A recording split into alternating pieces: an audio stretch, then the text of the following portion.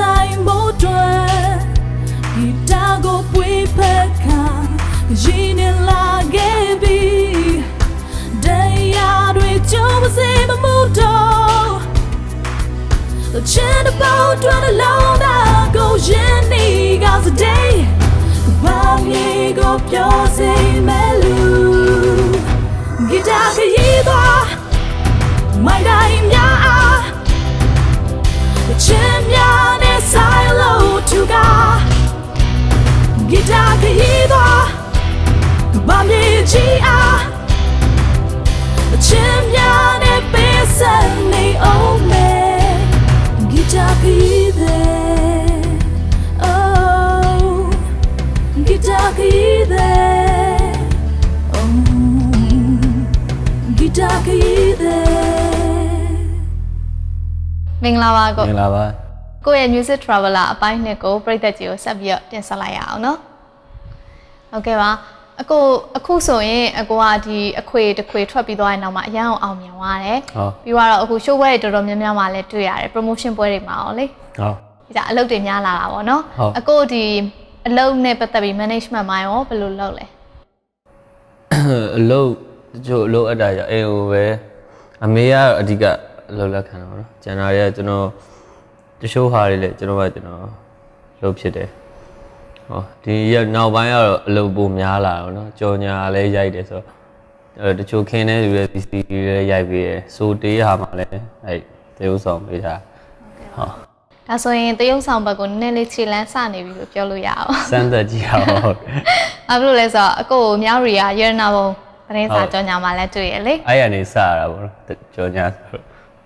ဟုတ်ကဲ့ပါဒါဆိုရင်အကိုအလုပ်တွေကိုအဓိက management စီစဉ်ပေးနေရမေမေပေါ့ကိုယ့်ရဲ့ဟုတ်ကဲ့ပါဒါဆိုရင်အကိုရဲ့ personal အချစ်ရေးဆိုရင်ရောအကိုချစ်ရေးကတော့အခုလက်တော်တော့ကြီးသားရတာအဲ့ပိုင်းမှာရောမေမေက management လုပ်ပေးရတာပါသေးလားအဲ့လိုတော့မပါပါဘူးဒါကျွန်တော်ငယ်လေးကလည်းအမေကအဲ့ကိစ္စတွေသိမပါဘူးဒါပေမဲ့ तू ကြည့်ရပါတော့ तू သားနဲ့အဆင်ပြေမဲ့လို့ပေါ့ဟုတ်ကဲ့ပါကိုကဲဒါဆိုရင်ပြည်သက်ကြီးကိုညံလင်းအောင်ကတော့ဂီတခီးတဲ့အစီအစဉ်လေးကနေပြီးတော့သူ့မှာရီးစားရနေပြီတဲ့သတင်းပေးလိုက်ပါတယ်ရှင်ဒါနဲ့အကိုဖြိုးတို့အခုအပိုင်းနဲ့ပထမဆုံးသချင်းလေးကိုရွေးပေးပါအောင်ပထမဆုံးကျွန်တော် radio ဆိုတဲ့သချင်းဟုတ်ကဲ့ပါအကိုအဲ့ဒါဘယ်ခွေတဲ့ရလဲကျေစင်များရဲ့စုံမှတ်တာအတွဲခွေလေးပါဟုတ်ဟုတ်သချင်းကရောအကိုဟို music ပုံစံဘယ်လိုမျိုးလေးလဲဟို music ပုံစံအဲ့လို modern rock ပုံစံလေးဟုတ်ကဲ့ radio တစ်လုံးလို့သူချစ်သူအနားမှာနားလာညီးချစ်ပုံစံလေးဟုတ်ကဲ့ပါအကိုတကြံတော့ကဘယ်မှာလဲကိုကျန်တော့ကျွန်တော်ဟိုရွှေ FM Sky နဲ့မှန်းတယ်ဟုတ်တယ်တကြံတော့ညီမကြည့်လိုက်ရတယ်အကိုတချင်းတွေအများကြီးဆိုပါတွေ့လိုက်ရတယ်ဟုတ်ကဲ့ Sky နဲ့မှာဘယ်လိုထိုင်းပြတ်သွားတာလဲကိုထိုင်းပြတ်သွားမနှစ်ကကျွန်တော်နေပြည်တော်မှာနေပြည်တော်ရွှေတဲ့ဒီ Sky နဲ့မှန်းတယ်မှာပဲငါ၄ရက်လုံးအဲ့မှာပဲဒီနှစ်တော့ကျွန်တော်ချိန်ပိုင်းပဲဒီ16လမ်းထိပ်ကမျိုးတွေကအဲ့မှာညနေပိုင်းညသွားဖြတ်ပြီးမနက်ပိုင်းကကျွန်တော်တကယ်ချင်းမှန်းတဲ့ကန်တော်ကြီးထဲမှာကျွန်တော်တချင်းလဲစုပ်ပြီးဒီတိုင်းနဲ့တကယ်ချင်းနဲ့တူပြီးတော့ဟုတ်ကဲ့ပါကိုဒါဆိုရင်တကြံတော့ကတော့ Sky နဲ့မှန်းတယ်မှာပြည်သက်ကိုတချင်းတွေအများကြီးနဲ့ဖြောပြခဲ့တာပေါ့နော်ဟုတ်ကဲ့ပါကိုအခုလက်တလောဘာတွေလှူရှားပြနေလဲလက်တလောတော့အဲ့ promotion ပွဲတွေအဲ့လိုကိုမပါလဲဒီခင်တော့တွားပြီးတော့ဇမထိုးပြီးတချင်းစုပ်ပြီးနောက်အဲ့ဇီကတ်တို့ဘာတို့ကြော်ညာဓာတ်ပုံမရရတယ်အောင်လာရဲ့ကျွန်တော်ရဲ့နီနီခင်စောရဲ့ဘော်ရီဆာဆာရဲ့သူတို့၄ယောက်အဲ့ story တခုရိုက်ရအောင်နောက်ဆန်းစစ်ပွဲကသူတို့10မြို့လားမသိဘူးအဲ့2မြို့ပဲပြီးတယ်ဒီရန်ကုန်ရဲ့မန္တလေးပဲပြီးတယ်ဟုတ်ပြီးထွက်အောင်တောင်ကြီးစလုပ်မယ်လို့ပြောတယ်ဟုတ်ကဲ့ပါဒါဆိုရင်အကိုပရိသတ်က TV ကြော်ညာကိုကြည့်ရအောင်ပါပေါ့အကို TV ကြော်ညာကြည့်ရအောင်ဦးလောတဲ့စူပါကော်ဖီမဲတို့ဘာလို့လာနေဟုတ်ကဲ့ပါ PC ရဲ့ရိုက်ပေးထားတယ်ဟုတ်ကဲ့ပါဒါဆိုရင်အကိုရဲ့တရုပ်ဆောင်ချင်လန်းတော်တော်များနေပြီများနေပြီလားဆိုပြောလို့များတယ်ပြောလို့ရပါတယ်ဟုတ်ကဲ့ပါအကိုဒါဆိုရင်အကိုကဆော့ဆော့သတင်းပေးသွားတယ်လေဒီစီစဉ်ကနေချစ်သူရနေပြီဆိုတော့အကိုချစ်သူရောအကိုရဲ့အမှုပညာခီးမှာဘယ်လောက်ထိအားပေးမှုတွေရှိလဲအကိုအားပေးပါတော်တော်များများအားပေးပါ तू ကကြတော့အပြင်စီဝိုင်းလို့ဆိုတော့ तू လုံးနေ तू အားတဲ့ချိန်နေကျွန်တော်အများကြီးပံ့ပိုးပေးတယ်ဟိုအစားအသောက်ရရပါတော့ဟုတ်ကဲ့ပါ ဟုတ်ကဲ့ပါကိုဒါဆိုရင်အခုဒုတိယတစ်ပုတ်ကိုရွေးပြပါအောင်ကိုဒုတိယတစ်ပုတ်အနေနဲ့ဥပိ္ပခာဟုတ်အခုအဲ့ဒါရောအတွဲကွေတွေရလားအတွဲကွေတွေရပဲပထမဆုံးအတွဲကွေစဆိုပြီးအဲ့တချင်းနဲ့ဒီတချင်းလေးကိုရရတာလဲမိုးကုတ်ကကျွန်တော်တငယ်ချင်းပါဒီကောင်ကဟိုတချင်းလာပြသူဒီမှာတော့နေစရာမရှိတော့နေစရာပြတချင်းလာပြကျွန်တော်အဲ့တော့မိုးဝဲပြသူမိုးကိုပြန်သွားအဲ့တချင်းဟိုဘောကဗောမင်းတို့သိရလူဘွားရလှပတယ်ငါပဲသိရလူဘွားရမလှပဟိုဒသနာဆန်းတချင်းလေးကိုကျွန်တော်လည်းကြိုက်လဲအတွဲကိုလေးမှာထဲပြလိုက်ဟုတ်ကဲ့ပါအခုကတော့ဒီနည်းနည်းဒသနာဝိုင်းဆန်းတဲ့တချင်းကနည်းနည်းရှားသွားပြီเนาะဟုတ်ကဲ့ဒါဆိုရင်တော့ဒါထူးထူးခြားခြားလေးဖြစ်သွားတာပေါ့ဟုတ်ကဲ့ပါအခုပထမဆုံးအသင်းရှိသူ series နဲ့ပရိသတ်ရဲ့အားပေးမှုကိုခိုင်မာရခဲ့ရဲဆိုတော့ဒုတိယ series အတွက်ကောခြေလမ်းဘယ်လောက်ထိလမ်းပြီးသွားပြီလဲကိုဒုတိယ series ကပြီးတော့မယ်ဒီ2018 8လပိုင်းလောက် audio ထွက်ဖို့ရှိတယ်8လပိုင်းဆိုတိတ်တောင်မလို့တော့မလို့တော့ audio ထွက်ပြီးရင်ကျွန်တော်ပင်တရဘက်မှာအဲ့ PC တဝက်လောက်ကိုရိုက်ဖို့စဉ်းစားထားတယ်ဟုတ်ကဲ့ပါအဲ့ဒီမှာအကိုကိုယ်တိုင်တရုပ်ဆောင်ပါမှာပေါ့နော်ကိုယ်တိုင်လည်းပါမယ်နောက်ဒီခင်းတဲ့လူတွေပေါ့နော်ကျွန်တော်အဲ့ဒီအနုပညာမှားရကျွန်တော်ခင်းသူတို့လိုက်ပေးမယ်ပြောတော့ရိုက်ပေးမယ်ဟုတ်ကဲ့ပါအခုတခုလေအခုဂီတလောကပေါ့နော် first album ဆိုအရန်အောင်မြင်တယ်ချို့ကြလဲ second album ကြတော့ဟိုငြိမ်သွားတာလည်းရှိရယ်ဆက်ပြီးတော့အောင်မြင်တာလည်းရှိရယ်ပြီးတော့ဟိုအဆိုတော်တော်များများကတချို့တွေဆိုရင်ဖြိုးအမြင်ပေါ့နော်ပရိသတ်အကြိုက်နဲ့အဆိုတော်ကိုယ်တိုင်ကြိုက်တဲ့ music တွေကမတူကြဘူးလေ။ခါလေးကျရင်ဒီသချင်းကိုအဆိုတော်ကအရန်စိတ်တိုင်းကြတယ်သူအရန်ကြိုက်တယ်။ဒါပေမဲ့ပရိသတ်ကကြိုက်စင်မှကြိုက်တယ်။အဲ့ကြတော့အကိုရဲ့ second album မှာရောပရိသတ်အကြိုက်များမလားအကိုကိုယ်တိုင်စိတ်တိုင်းကြတဲ့သချင်းကိုဘယ်လောက်ထိရွေးပြမလဲ။ပထမအခွေတော့ကလည်းကျွန်တော်စိတ်ကြိုက်သချင်းများပါတော့။ဒါပေမဲ့အကုန်လုံးဟိုပြကြည့်ရဆိုတော့အငယ်ကလေးကအစအဲ့လိုကလေးငယ်တန်းလူလက်ပိုင်းရောလူကြီးပိုင်းပြရတယ်ကျွန်တော်အဲ့လိုဒီကျွန်တော်လူလက်ပိုင်းကြိုက်တဲ့ပုံစံအိပ်ပဲလည်းမဟုတ်လူကြီးပိုင်းကြိုက်တဲ့ပုံစံကလေးတွေကြိုက်တော့မှနားဝင်မဲ့ပုံစံအဲ့ဒီမှာဟိုလူလန်းသားသုံးကြိုက်တဲ့ပုံစံထည့်ထားတာဒီခွေမှာဆိုလည်းပိုစုံတယ်တချင်းတွေဟုတ်ကဲ့ပါတချင်းဆန်လူကြီးတကယ်ကြိုက်တဲ့တချင်းတွေပဲပါတယ်ဟုတ်ကဲ့ပါကိုဒါဆိုရင်အကိုကစောစောကပြောသွားတယ်ပထမခွေမှာလည်းအကိုစိတ်ကြိုက်တဲ့ချင်းတွေရွေးထားရဲဆိုတော့အကိုအကြိုက်နဲ့ပြိသက်ကြိုက်နဲ့ထပ်တူကြသွားတာပေါ့ကြာပါကျွန်တော်တကယ်ချင်းတချင်းတော့လည်းကျွန်တော်အရန်ကြိုက်ခဲ့ပြီးတော့ဒီတချင်းကကျွန်တော်အရန်နှစ်တွေကြာသွားတော့ကျွန်တော်စီမှာအဲ့တချင်းက10နှစ်လောက်ရှိပြီဒါပေမဲ့အခုချိန်ဒီလဲပြိသက်ဒီတချင်းနဲ့ပဲကျွန်တော်ဆိုပြီးလက်ခံအောင်ဒီတချင်းလေးကိုလည်းကျွန်တော်လည်းစနာထောင်လည်းအရန်ကြိုက်ခဲ့တော့ထပ်တူကြရလို့ထင်တယ်ဟုတ်ကဲ့ပါအကိုရဲ့ logo လေးဖြစ်သွားတာပေါ့ဟုတ်ကဲ့ဟုတ်ကဲ့ပါအကိုဒါဆိုရင်အခုတချင်းတွေလည်းရပဲအမှတ်တရဖြစ်တဲ့နောက်ထပ်တစ်ပုဒ်လားပြိသက်ကြီးတွေ့ရွေးပြပါအောင်ရှင်အမှတ်တရဖြစ်တာဆိုတော့ခဏလောက်သတိရရင်ဆိုတချင်းလေးခဏလောက်သတိရဟုတ်ကိုစိုးလင်း220လေးအမှတ်တရအခုကိုစိုးလင်းတချင်းလေးပေါ့ဟုတ်ကဲ့ပါကိုစိုးလင်းဆိုရင်တော့ pop ချိုလေးဖြစ်မယ်တဲ့နော်ဟုတ်အခုဟိုစောစောအစပိုင်းမှာလည်းအခုညီမပြောဖို့ပါတယ် TV channel အသစ်တွေပေါ်လာတယ်ညီမတို့ဆိုပဲအခု music traveler ဆိုတာအစီအစဉ်အသစ်ပေါ့နော်အကိုတို့နဲ့ထိတွေ့ခွင့်တွေအများကြီးရလာတယ်ပြီးတော့အခုအဆိုတချင်းဆိုတာနဲ့ပတ်သက်ပြီးတော့ပေါ့နော်တော်တော်များများ crazy ဖြစ်ကြတယ်ပေါ့ပြိုင်ပွဲတွေလည်းအများကြီးပဲအဲ့ဒီပေါ်ဘယ်လိုမြင်လဲကိုဟိုအရင်တော့ဒါသူတို့အခုနောက်ပိုင်းအများကြီးဖြစ်လာတော့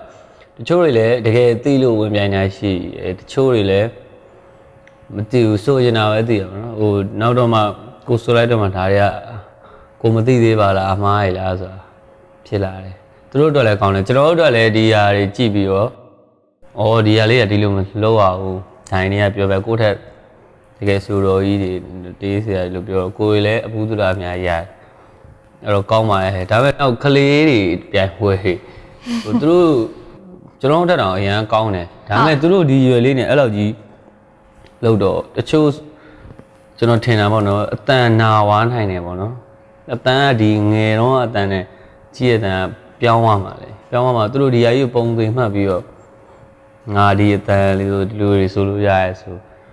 အဲ့လိုဖြစ်သွားမှာဆိုလို့စိတ်ဆွဲပါမှဆိုလို့ဟိုဆိုးရတယ်ဆိုဝါသနာပါတီ10တန်းပြီးမှကိုဟိုအသက်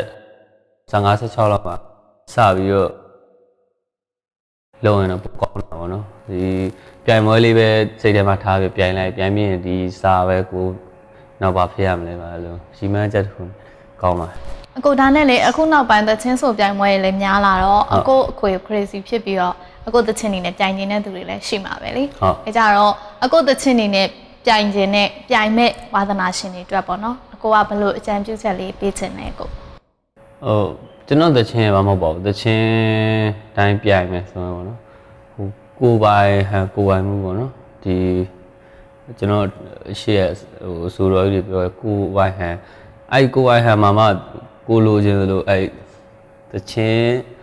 မယ်လိုဒီလေးကိုကစားရအောင်နော်တော့အတန်းနဲ့ပဲအဓိကတော့ဟိုတချင်းအဆိုတော်ကြောင့်အတန်ကောင်းမှုအတန်ကောင်းမှအဆိုတော်ဖြစ်တာမဟုတ်တချင်းဆိုတတ်တယ်ဘယ်လိုဆိုရမလဲတချင်းနှုတ်စင်နားလဲဆိုရင်အကောင်းဆုံးဖြစ်သွားမှာဟုတ်ကဲ့ပါကိုကျေးဇူးတင်ပါတယ်ကိုအခုလိုအကြံပေးရတဲ့အတွက်အခုဒါဆိုရင်အခုအစီအစဉ်ရဲ့ဂီတဂီတဲ့အပိုင်းနှစ်ရဲ့နောက်ဆုံးသချင်းလေးကိုရောက်လာပြီကိုနောက်ဆုံးသချင်းလေးရောညရီပရိသတ်ကြီးကိုဘယ်သချင်းလေးရွေးပေးချင်လဲကိုနောက်ဆုံးသချင်းကဒီ sunset ခွေလေးချစ်ခွင့်ပေးပါဆိုတော့ sunset ကခွေလေးရလာခဲ့လိုက်ပါဆိုသချင်းလေးဟုတ်ကဲ့ဒီကျွန်တော်ရန်ကုန်မှာစလုပ်တဲ့ sunset show မှာအဲ့စဆိုတယ်ဟောသူတို့အခွေထုံးမယ်ဆိုတော့အဲ့ခွေလေးရလာခဲ့လိုက်ပါဆိုသချင်းအခုlive လားlive ပြဟုတ်အဲ့ဒီသချင်းဆိုတော့ရောအခုထူးထူးခြားခြားအနေနဲ့အမှတ်တရရှိသေးလားအဲ့တော့ရှိတယ်အဲ့ဟိုသူ့ဝနာမှာလောက်တာပါနော်သူ့ဝနာအားကစားမှာကျွန်တော်အဲ့လောက်လူတစ်ခါမှမမြင်ဘူးဘာလို့လဲဟိုအဲ့လိုရှိုးပွဲမှာလူမများတာကြာပြီကျွန်တော်တို့လည်းတွားတယ်ချိုးပွဲလည်းဆိုတယ်အဲ့နေ့ကဒီရန်ကုန်မှာလုပ်တဲ့ sunset ပွဲလူအများကြီးပဲကျွန်တော်တစ်ခါလည်းမမြင်ဘူးပျော်လဲပျော်တယ်ပြိတ္တလည်းအများကြီးအားပေးတယ်အဲ့လေအမှတ်တရဟုတ်ကဲ့ပါအခုဒါနဲ့လေအခုသချင်းလေးမဖိပြခင်တခုမေးအောင်မယ်အခုအခွေမထွက်ခင်တုန်းကတော့ဒါဟိုအောင်မြင်ခြင်းနဲ့ဝါသနာပါတဲ့ညွန်မှန်းခြင်းနဲ့ဒီခွေထုတ်ခဲ့တာပေါ့နော်ဟုတ်ကဲ့ပြီးတော့အခွေလဲထွက်ပြီးွားရောပရိသတ်ကအကိုရှိုးတွေရောအကိုနာမည်ရောအကိုသချင်းရောအားလုံးကလိုချင်းချင်းနဲ့ကြိုက်လဲကြိုက်ကြတယ်အားပေးကြတဲ့ပုံမှာရရှိရဲ့အကိုရဲ့ခံစားရတဲ့ feeling လေးကိုပြောပြပေးပါအဲ့လိုခံစားချက်မှဖြစ်ခင်တော့ညံလင်းအောင်တငယ်ချင်းချင်းအရန်နာမည်ကြီးနေပေါ့အရန်ပျော်တယ်ကျွန်တော်မထင်ထားတဲ့သချင်းလေးပေါ့နော်ဟိုဒီသချင်းကကျွန်တော်စီမှာလည်းကြာသွားပြီဆိုတော့ပြိတ္တဒီသချင်းကတိတ်ကြိုက်တော့မှမထင်ဘူးဆိုပေမဲ့ဟိုကလေးရစားအဲ့လူကြီးဆုံးကြိုက်သွားတယ်အားပေးရတဲ့ပျော်လဲပျော်တယ်ဗျဒီကလည်းကျွန်တော်တကယ်ခံစားချက်သချင်းဖြစ်ခဲ့တယ်ဆိုတော့ဟုတ်ကဲ့ပါအကိုဒါဆိုရင်အကိုဆော့ဆော့ဖြည်းဖြည်းသွား live ဆိုထားတဲ့လာခဲ့လိုက်ပါဆိုတဲ့သချင်းလေးကိုဖြို့လို့ညရီပရိသတ်ကြီးကိုဖွင့်ပြရင်းနဲ့နှုတ်ဆက်လိုက်ရအောင်နော်ဟုတ်ကဲ့ပါညရီပရိသတ်တွေအားလုံးလည်းဂီတခီးတဲ့ကိုညံလင်းအောင်ရဲ့ live ဆိုထားတဲ့လာခဲ့လိုက်ပါဆိုတဲ့သချင်းလေးနဲ့ဒီ season လေးကနေအားလုံးကျင်းနဲ့အားရမယ်လို့မျှော်လင့်ပါတယ်ရှင်ပရိသတ်ကြီးနှစ်သက်မှာစိတ်ကြမ်းမှခြင်းကိုယ်ကြမ်းမှခြင်းနဲ့ပြည့်စုံပါစေလို့ဆုတောင်းပေးလိုက်ပါဟုတ်ကဲ့ပါအားလုံးကလည်းအကိုရဲ့ second album ကိုမျှော်နေပါတယ်အကိုဟုတ်ကဲ့ကျွန်တော်အတန်းနိုင်ဆုံးအမြန်ဆုံးပရိသတ်စီရောက်ပို့ပေးပါမယ်ဟုတ်ကဲ့ပရိသတ်ကြီးဒီတစ်ပတ်ဂီတခီးတဲ့ season လေးကနေတော့ဒီလောက်နဲ့ပဲနှုတ်ဆက်ချင်ပါတယ်ရှင်အားလုံးလည်းကျင်းနဲ့အားရမယ်လို့မျှော်လင့်ပါတယ်အော်ဒါနဲ့ညရီ music ပရိသတ်ကြီးရေကျတို့ဂီတခီးတဲ့နဲ့ခီးတွေအများကြီးသွားဖို့ရှိသေးတဲ့အတွက်ပရိသတ်ကြီးကအမြဲတမ်းလိုက်နိုင်မှုအတွက်အသင့်ပြင်ထားပါလို့ပြောချင်ပါတယ်ရှင်နောက်တစ်ပတ်ဂီတခီးတဲ့ season လေးမှာဘသူရဲ့ဂီတခီးတွေကိုပရိသတ်ကြီးကနားဆင်အောင်မလဲဆိုတာကိုစောင့်မျှော်ကြည့်ရှုပေးပါအောင်ရှင်အားလုံးကိုကျေးဇူးအများကြီးတင်ပါတယ်ချမ်းများနဲ့ပေးစံနေအောင်မယ်ဂီတခီးတဲ့